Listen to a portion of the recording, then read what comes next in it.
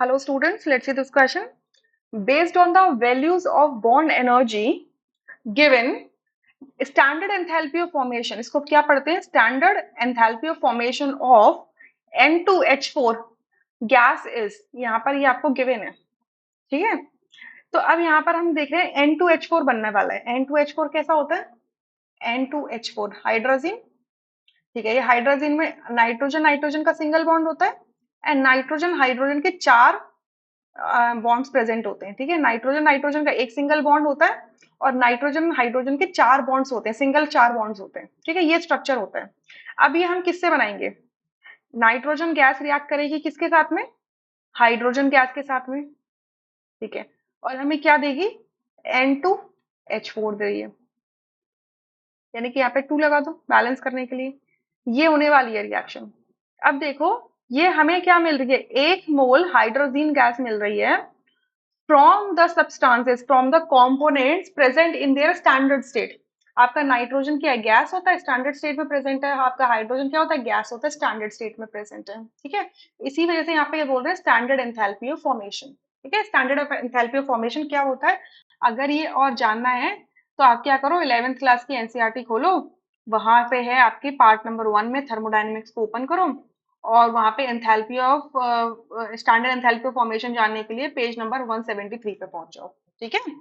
सो मतलब अगर आपने 1 मोल कोई सब्सटेंस बनाया है जो उसके कंपोनेंट से जब बना है तो उसके कंपोनेंट्स किस में प्रेजेंट होने चाहिए? अपने स्टैंडर्ड स्टेट में प्रेजेंट होने चाहिए, ठीक है? अच्छा, तो अब अगर आप देख रहे हो तो यहाँ पे हमें बॉन्ड एनर्जीज गिवन है, ठीक है? बॉन्ड एनर्जीज गिवन है।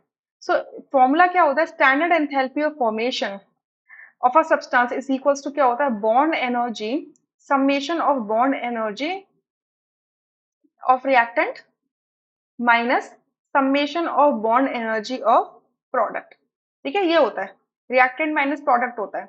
अब रिएक्टेंट की साइड में क्या है? अब हमारे रिएक्टेंट की साइड में नाइट्रोजन गैस है, ठीक है?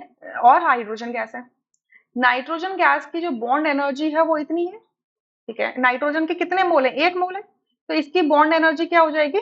941, ठीक है? प्लस रिएक्टेंट साइड में हमारा क्या है? हाइड्रोजन गैस है। हाइड्रोजन गैस की बॉन्ड एनर्जी कितनी है? इतनी है।